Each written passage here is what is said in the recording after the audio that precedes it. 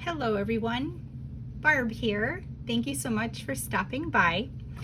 This card is an idea that I saw Tim Holtz do, and I made the card. I kind of just copied it. He didn't have a process video. He was just showcasing some products, and I just thought this was a neat design.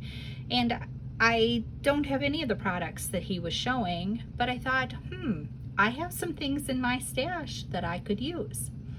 I also thought, I'm not going to get this done before Valentine's Day, but it's not necessarily a Valentine card. It could be, but it could be a wedding card. It could be an anniversary card. It could be a birthday card. You can change up the little sentiment there. You could put HUGS and have hugs, or you dig through your stash. One thing that I hope is a takeaway when I show you something is that it sparks an idea that you think, oh, I don't necessarily have those products, but I have this, and I bought it and I never used it. Maybe I'll get that out. I hope it inspires you to use what you have. So I'll show you some of the products that I used in my stash. This was actually from multiple companies. The little hearts. I have this little heart punch. This was from Stampin' Up from a long time ago. I have had this and love it, and it sits in my little stash. The envelope is from Close to My Heart. Now, Close to My Heart closed last year. I was a consultant with Close to My Heart, so I have a lot of Close to My Heart things. And you know what? That is a cute little envelope, and so it is in my stash. The other thing, and I just bought this last year, this is from the Stamps of Life, which is Stephanie, let's see if I can turn this around so you can read it. So the stampsoflife.com, Stephanie Barnard. And I found this little love sentiment, and this is actually a little box that you make, a little treat box, and that little love sentiment is perfect for the size that I need it. So again, 3 different companies, things from my stash. Go digging, look and see what you have. So I have, let's see here. Oh, I've got all my little goodies cut out here. I went and die cut everything, and I have my little envelope. I have this little panel. Let's measure that. Let's see here. It is 4 inches wide by about 1.5 inches tall. This is a piece of the Tim Holtz watercolor paper. It is 4 inches wide by 5.25 inches tall. And then I have a back panel here. This is some Close to My Heart black cardstock, 4.25 inches wide by 5.5 inches tall. And then I have a little top fold card base that I made out of some gifted to me cardstock. Again, 4.25 by, or 4.25, excuse me, by 5.5 inches tall. You could, if you wanted to be super thrifty, die cut some shapes out of the middle of this, or cut this out and gut it. I'm not going to do that today, but it certainly is an option. So we'll set that off to the side. We aren't going to need that for now. I think the first thing we are going to do is we are going to do our inking. Now, Tim used some sort of a brown because, well, if anyone knows anything about Tim Holtz, his favorite color is brown, and it works for him. I decided to try the iced spruce. I thought that seemed really pretty. So I have a big block. This was from Close to My Heart. In fact, it says Close to My Heart on the side. It's a great block, but I find it difficult to stamp with something so big. So I use a MISTI stamping platform if I have a bigger stamp. But this works really well as a weight when you need something to kind of flatten out. It also works really well for what we're going to do today. I did go and just whack off a little chunk of plastic. So what we need to do is take our Distress Oxide, and I'm going to just use this as a platform, and I'm just going to smoosh some ink right onto that big block. You could use a plastic bag or any other slick surface that you have, non-porous surface. And I have a Distress sprayer. I have no affiliation with any of this stuff. This is just stuff I like. So you know, if I'm telling you I like it, I'm being honest. I'm not trying to sell you anything. And I'm just taking this plastic and I'm gonna pick up a little of that ink, and we're just gonna start smooching it on to our card front. Smooching, is that a word? Sure it is. And there's no rhyme or reason to it. You just pick it up and wipe away. Well, we're dabbing. And you can let it dry and then come in again and get multiple layers. I'm lazy. I'm not doing that.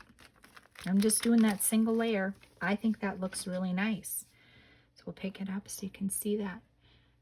Imperfect, just blotching it on there. I think that looks really nice. We're going to set it over to the side to dry, and I do have another one ready to go. Then you can, you know, you can just wipe this up with water. You can just kind of get that cleaned up. It will wipe up. That isn't quite as imperative that you get at it right away like it is with like a texture paste. So we'll set this to the side. And we're going to get going on making the rest of our components. Next thing we're going to do, I'm going to set this over. We can move this over. We need to put those lines in our little black piece here. And I don't have that cute little embossing folder. It's on my short list. I know if I see it when I'm shopping, I'm probably going to pop it in my cart. But we're going to use my oldie moldy, trusty dusty scoreboard. This is from Stampin' Up. I've had this thing, I swear, 20 years at least. I don't know. But a long time. There are scoreboards, score pals, all sorts of different things. I've got this butted up in the corner here. And let's see if I can bring that so you can see that. Well, that looks better. We're going to go 1/4 inch. So I'm going to start at the 1/4 inch. Oh, here we go. And then 1/2 inch. 3/4 of an inch. 1 inch. Oh, 1 1/4 inches. So every 1/4 inch. And you get those little lines. I think that works just fine. Move this out of the way. And now we can start working on all the rest of the pieces here. The little envelope, we need to like fold over. I take a bone folder, Teflon folder, and burnish those creases. We're going to leave the top up though. We're not going to fold that over. Get the bottom folded up. And then we need a little glue. So I'm just going to put a little glue here and here using my glue press, which I really am enjoying. And I'm so glad my husband got it for me for Christmas. Fold that up. Got a little glue on the outside there. We're just going to wipe that out of the way. Just like that. And it should stay. Now, we've got, this is a dry one that I have done. And I am going to bring it down. No, you're not going to be able to see it. You can do it at any place here. I've got it on a line here. This is about the 4-inch line. And I'm just lining this up. We're going to put a little glue on here on the back of the back panel with the little embossed lines in it. And I'm going to go up about 1 1/4 inches from the bottom. I thought that looked nice. There was no process video. This is just what I gleaned from what I saw. So we've got that on there. And I'm going to mount it to the black panel. Using glue. Glue works just fine. And just trying to get the margins pretty even. Doesn't have to be perfect. So we've got that, and then got our little envelope. And I'm gonna put this a little askew. And just give a little pressure so that glue can start to set up just a smidge. Then we have a little tiny love. Isn't that cute? I'm gonna use some tweezers to hang on to it. And I'm just gonna dot a little glue on here. And get this glued down.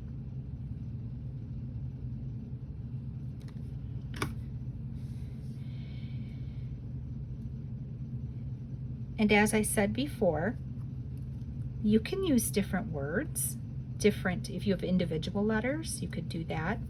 I think the point of these little embossed lines is to mimic one of those little message boards that you put all the little plastic letters in. I think that's what this is. I don't know. I just thought it was such a cute card design. And I was really excited when I realized I had enough different stuff in my stash that I could get her going. And here are those little hearts. I went through my glitter paper collection, these were close to my heart colors, and just picked 3 different kind of pinks. Over the years you end up with a smattering of different colors, and I don't know if I have just pinks and reds in one of my little sleeves that I keep them all in. It doesn't matter. Like I said, go through your stuff. See what you have. You could do this in a completely different colorway, maybe suiting the colors of a wedding, and just have fun with it. Doesn't take a ton of time. We'll get this last little heart on here.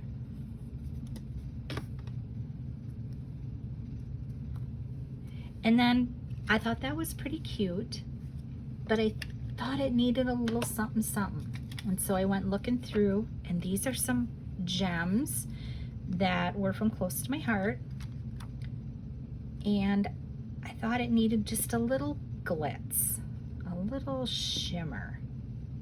So I'm putting dots down. These are considered a self-adhesive, but I've had them for quite a few years. And I do find that once in a while that self-adhesive fails. It just doesn't stick. So I always put a little dab of glue. And then I know for sure my little embellishments will stay put. Putting these on a card is going to increase the postage because it needs to be hand canceled. So we've got that, and then we just put it on our card front.